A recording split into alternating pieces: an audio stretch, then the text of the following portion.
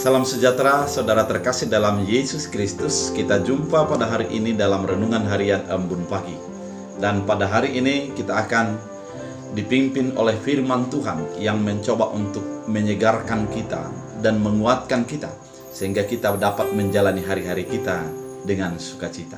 Oleh karena itu sebelumnya mari kita bersatu dalam doa. Damai sejahtera Allah yang melampaui segala akal dan pikiran, itulah yang memelihara hati dan pikiranmu dalam Kristus Yesus Tuhan. Amin. Saudara terkasih, firman Tuhan untuk kita dari Efesus 5 ayat 17. Dalam bahasa Batak Angkola dikatakan, ulang hamu maoto, tapi sihiri hamu ma sanga aha gyot ni Tuhan si benon mun. Dalam bahasa Indonesia, sebab itu janganlah kamu bodoh, tetapi usahakanlah supaya kamu mengerti kehendak Tuhan. Demikian firman Tuhan.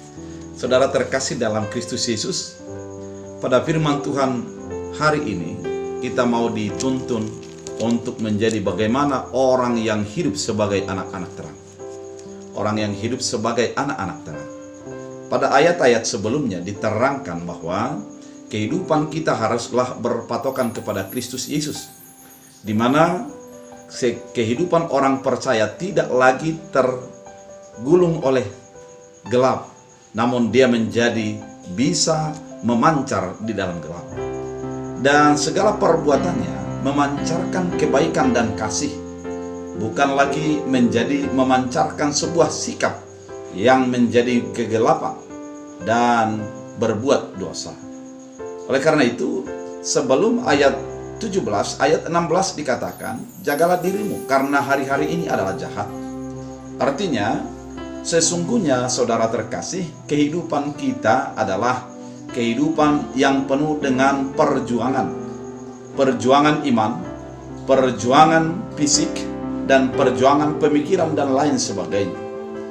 Hari-hari kita adalah jahat, artinya kita tidak mengetahui kapan kita akan berakhir, kapan hidup kita ini akan menjadi dipanggil oleh Allah.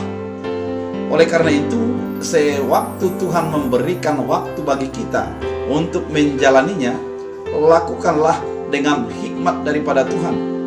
Lakukanlah dengan meneliti apa yang menjadi kehendak Tuhan dalam kehidupan kita.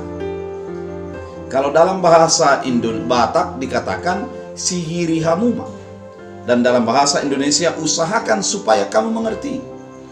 Kalimat ini mau mengatakan bahwa ketika kita di dalam kehidupan kita sebagai orang percaya, usahakanlah menjadi kebaikan.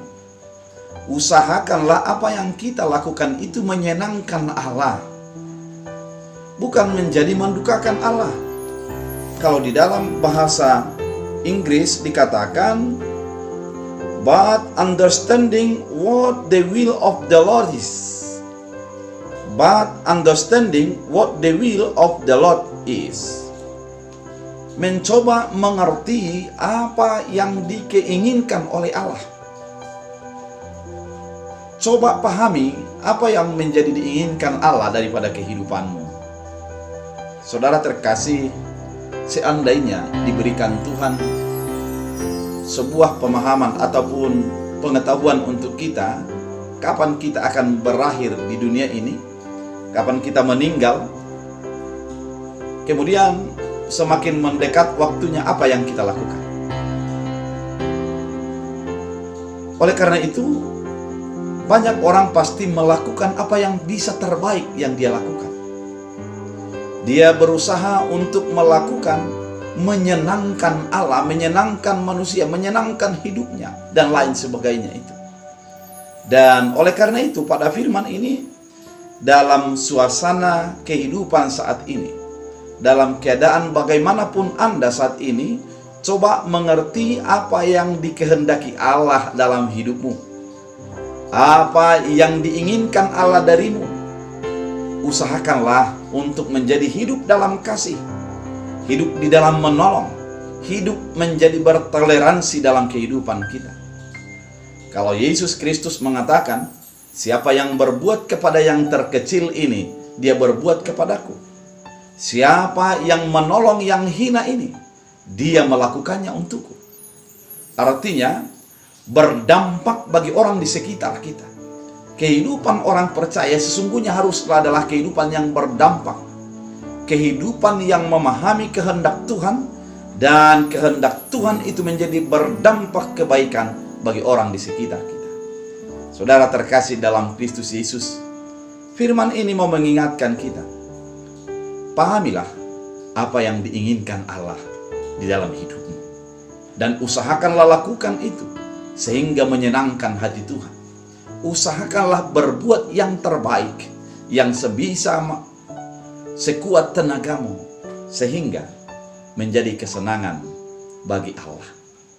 Saudara terkasih, pada kehidupan kita yang singkat ini, Tuhan mengajak kita untuk mengerti dan memahami kehendak Allah.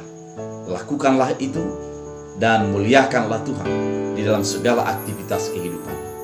Lakukanlah menyenangkan hati Allah di dalam pekerjaanmu, dalam rumah tanggamu, dalam segala perkataanmu, dalam sikap hidupmu, dan sebagai segala sesuatu yang engkau lakukan di dalam kehidupan.